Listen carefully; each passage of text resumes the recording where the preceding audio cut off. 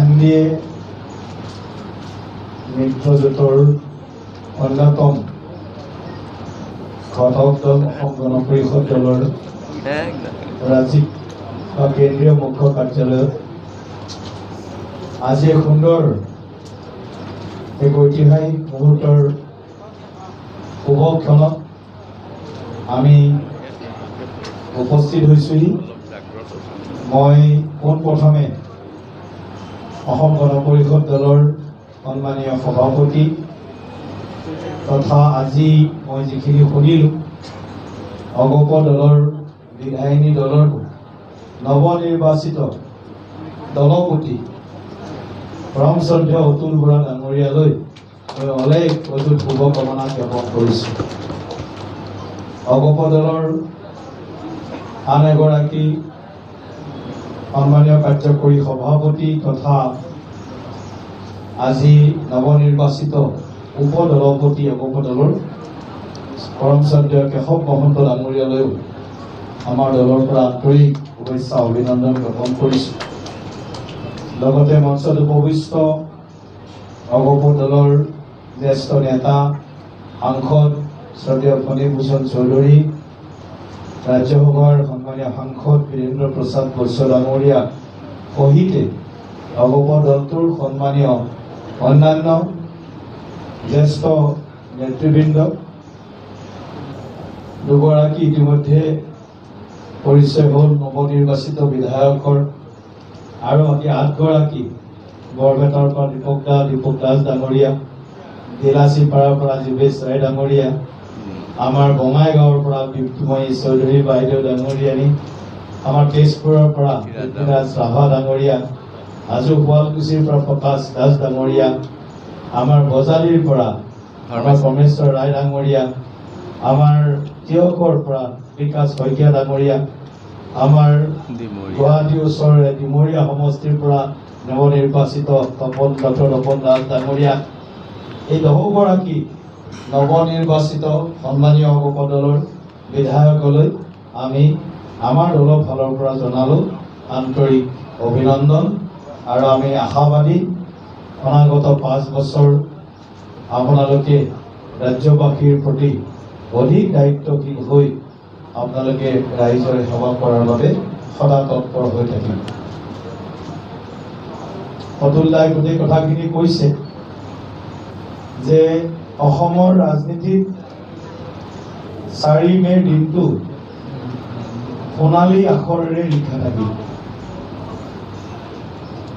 স্বাধীনোত্তৰ ভাৰতবৰ্ষৰ ইতিহাসত কোনো এখন ৰাজ্যত এনে ঐতিহাসিক জয় যাক কোৱা হৈছে হিষ্টৰিক মেণ্ডেট, এই জয় আমি ভাবোঁ অসমৰ খিলঞ্জীয়া জনগণৰ জয়। এই জয় অসমক ভাল পোৱা, দেশক ভাল পোৱা প্ৰতিগৰাকী অসমবাসীৰ জয়।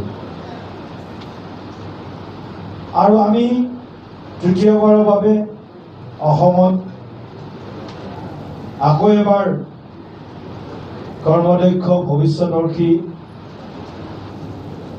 বলিষ্ঠ নেতা মুখ্যমন্ত্ৰী ডক্টৰ হিমন্ত বিশ্ব শৰ্মা ডাঙৰীয়াক এনডিএৰ তৃতীয়টো কাৰ্যকালৰ বাবে নিশ্চয় আমি ভবা ধৰণে আগন্তুক দিনত এনডিএ তেখেতক নিৰ্বাচিত কৰিব বুলি আমি আশাবাদী। আৰু তেখেতৰ নেতৃত্বতে আমি আকৌ এবাৰ অসমত চৰকাৰ গঠন কৰিবৰ কাৰণে আগবাঢ়িম। মই হিচাপতে অসমৰ জনদৰদী কৰ্মদক্ষ ভৱিষ্যদৰ্শী মুখ্যমন্ত্ৰী ডক্টৰ হিমন্ত বিশ্ব শৰ্মা ডাঙৰীয়াকো অগপ দলৰ আজিৰ এই মজিয়াৰ পৰা মই আন্তৰিক অভিনন্দন, কৃতজ্ঞতা আৰু ধন্যবাদ জ্ঞাপন কৰিছোঁ।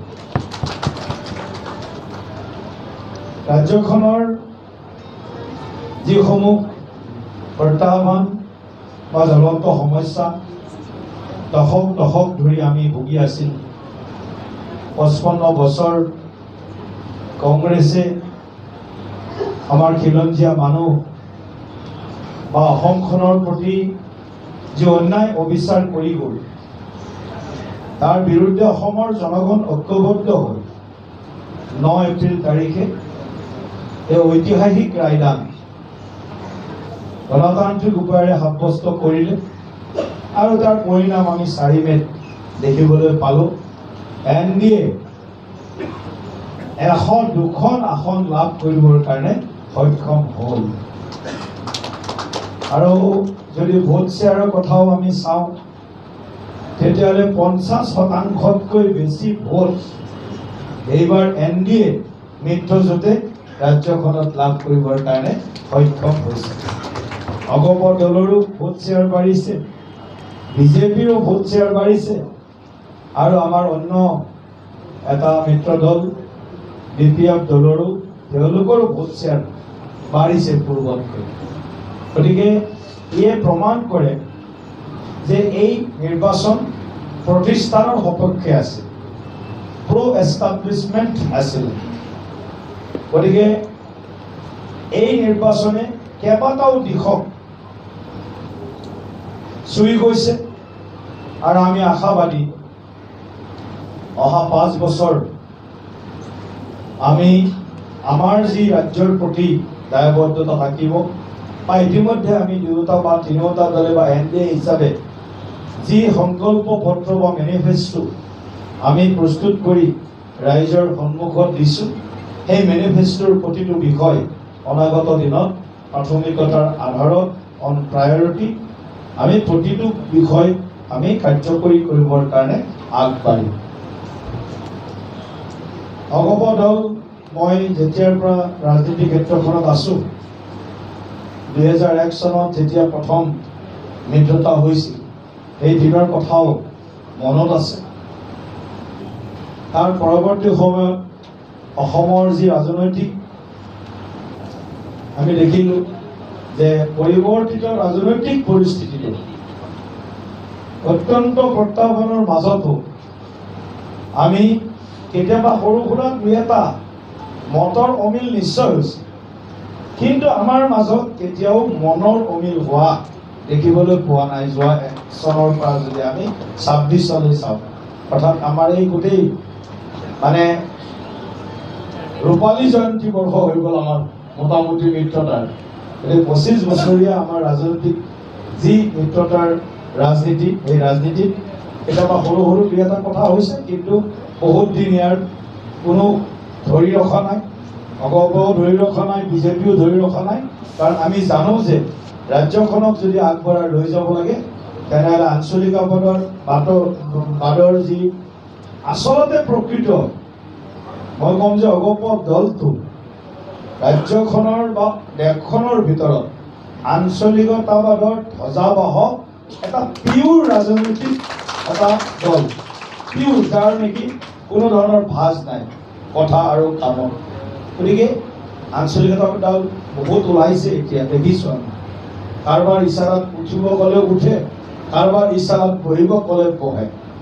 আৰু তেওঁলোকেতো দেখিছিলে আমি কথাবিলাক কি ধৰণে কথাবিলাক কৈছিল। গতিকে সকলো লিখা আছে বাৰু, আৰু ৰাইজে